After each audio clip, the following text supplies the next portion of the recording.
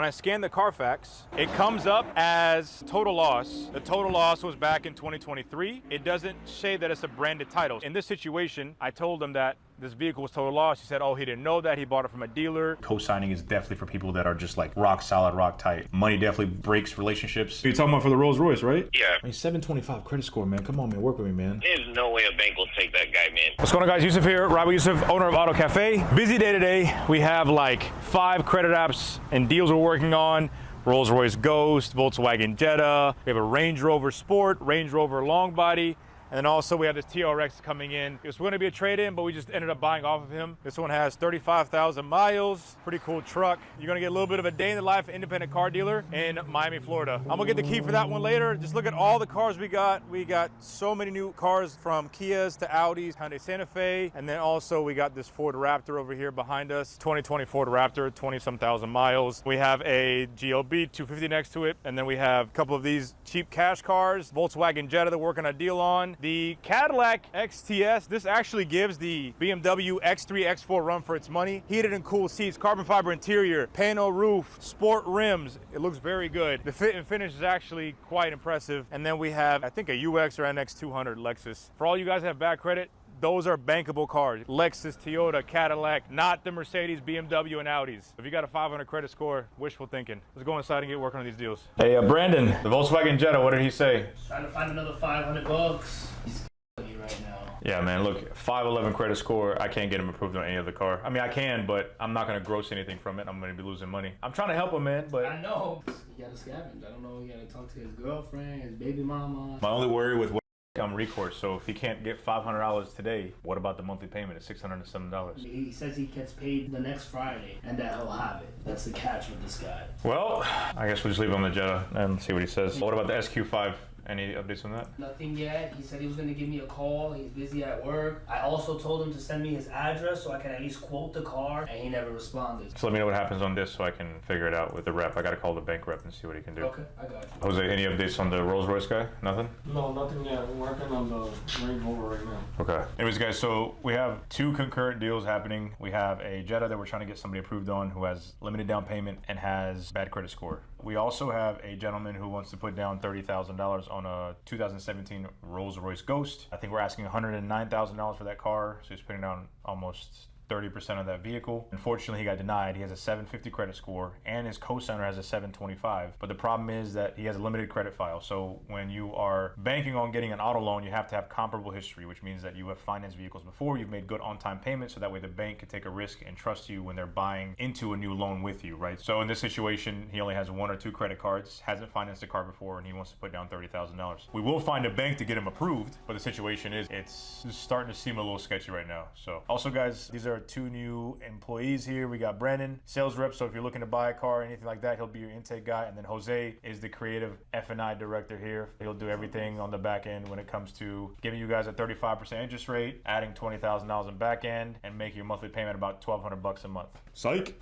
That was a joke. It's so funny, guys. When Brandon started working here, he saw one of our deal structures. What'd you tell him, Brandon? That there wasn't enough fees compared to what I'm used to. I said, dude, I've worked at BMW, I've worked at Lexus. Like, is this the only fees that you charge? At this dealership, though, there's only 2 fees. $8.99 dealer fee, and if you're financing, $250 electronic processing fee. And genuinely, it really is an electronic processing fee because we use DLR DMV, which processes our out-of-state deals and some of our in-state deals as well, because we do a lot of out-of-state business. It's easier. We don't need a title clerk. It's just a process that allows us to move these cars effortlessly and more in a streamlined function. But anyways, guys, I'm waiting for a wire to come in for the customer in the TRX. We use a floor plan. Typically what happens is when we buy our vehicles, any smart business is going to leverage credit lines and whatnot to purchase vehicles, so that's what we do. I'm still waiting on the wire. I know it's going to be here soon, so patient with me. I appreciate it. We fed on tacos. We had a good little laugh, so he's chilling. He's about to knock out. You can see him right now. He's on the couch right now. He's laid back like this. The funding should be here anytime, man. A bunch of our new inventory here, definitely scaled up pretty quickly. Right now, we have about 45 cars in inventory. We're constantly buying. If you want to sell your car, I'm buying nationwide. We pick up your car, we give you a very competitive offer. Like this case, I paid $10,000 over this TRX that I just bought. This new trade-in I'm gonna show you back here. So we got this beautiful 2020 BMW 750 Li, long body. Got Bowers & Wilkins sound system, all the driver assistance packages, heated and cool seats. I think that's cognac brown leather. You do get the long base body Look how much space you have in the back. This does come with BMW's carbon chassis. M Sport rims. If you guys remember, we had that 2017 Mercedes S63 AMG. We sold that and he traded this in for that as well. This one's up for sale. I think we have it at $39,900. I bought it for $36,500, which is a very fair offer. If you're looking for an amazing SUV coupe type deal that has a very strong motor, very tunable, looks great, fast, and is reliable, right behind you, 2020 BMW X4 M. This has the S58 motor, which is an inline 6 turbo motor. This one is very well optioned as well. All the driver assistance packages. It's got the blue with the brown gray interior. Also, guys, please comment what you guys want to see more of. Tell me also what more content you'd like me to publish about customer calls, credit apps, whatever. Also, we just got this beautiful X5 M 60iN 2025. I think it has 10,000 miles on it. These have depreciated a lot. This used to be $120,000+ with all the options. Now they're worth about 85. We have this one up for 86 just because it has carbon fiber interior, a little more packages than normal. Anyways, let's move over to the Maybach. Here we have a 2022 Mercedes GLS Maybach edition. This car has suffered an enormous amount of depreciation, $300,000 plus in some cases. Now you can get these between $99,000 to $125,000 with decent miles. This 2022 has 66,000 miles, very well optioned as well. Just the only thing this thing doesn't have is the rear entertainment package. You do get a lot of the luxuries and features you would expect in a Maybach. To me, it's just a very well optioned Mercedes GLS, but a driver's GLS. This is a car that's made that you are driven in. It's not a family car. No third row. This symbol right here means you're paying a premium. More money. Double M means more money. This is up for sale. We have it up for $109 or $105. I can't remember. I know that's a big discrepancy, but we're one of the cheapest in the nation. All right, guys, I get a lot of questions on how much car can I afford at a dealership like mine. Here I'm in Miami, North Miami Beach, Auto Cafe. When it comes to how much car can you afford, it really depends on your situation financially and your credit situation. And honestly, the best time to buy a car is when you're ready to buy a car. For instance, I get a lot of people that have a 600 credit score, 650, they make decent money. They want a Range Rover. This is the 2019 Range Rover. This is the long body. This was over $130,000 or $40,000 with taxes and fees and everything brand new. This thing has depreciated about 99,000 miles later. The thing is depreciated over $100,000 plus. Now you can get this between $30,000 and $50,000. If you have bad credit or limited credit, again, just like the Rolls-Royce deal, you can have a good credit score but not get favorable terms because you have a limited credit file, meaning you don't have good account history, you don't have a good credit mix. If you have bad credit, banks are more likely to loan on Hyundais, Volkswagen Jettas, the Cadillacs, the Lexuses, and Kias over the luxury cars because they're just a safer bet for the bank. They won't have to be worried about maintenance or anything happening because typically when people get these high-end things, they get very scared because of maintenance and whatnot. And when you go to the dealership, to fix a Range Rover, an Audi, or BMW is significantly higher than fixing a Korean, Japanese vehicle because it's just made to be more affordable and more economical. There is a myth behind that though. You can have luxury vehicles, European vehicles. You just have to be resourceful, get your parts from like Rock Auto, FCP, and make sure you have a good mechanic, and you can afford these, but that's not the point. The point is to make good financial decisions because in this building, I get plenty of calls all the time from people saying, Yusuf, I have $30,000 of negative equity. I have a mortgage I can't barely afford. I have this. Guys, you got to make sure that you are trying to plan yourself well and grounded financially because if you are in financial stress or financial turmoil, it is like almost guaranteed you are just mentally stressed. You are emotionally stressed. You are just not in a good place because again, these types of things you are chasing to borrow from Peter to pay Paul, and it's just trying to keep up with what you have put in because it was so easy to get into. Things that are easy to get into aren't always necessarily easy to maintain and uptake. Do me a favor, stop believing all of these social media guys and whatnot because I'm telling you, a lot of the things that you see is not real. It's fake, and a lot of people do what they need to do to uphold an image, a facade, to sell you on something, sell you on a dream, but you are buying into a nightmare. You have to make sure that you are buying within your means and you are actually doing what's best for you rather than trying to replicate and mimic somebody else's perceived happiness because 9 times out of 10, they're gonna call me, they gotta get out their Lamborghini, their Ferrari, their BMW, even their Honda and Toyota because it was just easy to get into. They thought they were making more popular, to be accepted more, and they were just perceived to be doing well. In all honesty, those people are the unhappiest because they just always get everything they want. And unfortunately, materialistic things have filled up their life to the point where they can't keep up with it, and now they're trying to exit out of it.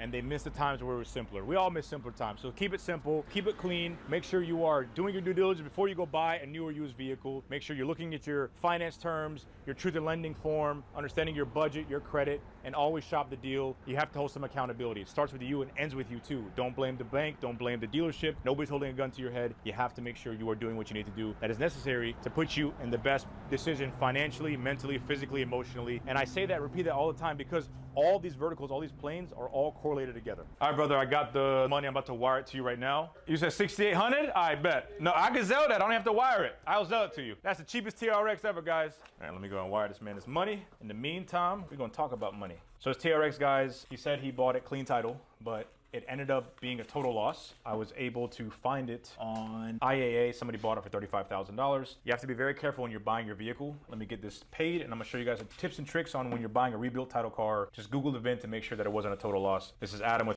Let's see what he has to say about the Range Rover and Rolls-Royce deal for $30,000 down. Talk to me, bro. You on YouTube? We wiring money. We making moves, bro. What we got? 30 is 30, man. I can't help him on this guy. You're talking about for the Rolls-Royce, right? Yeah, for the first one, for the Royce.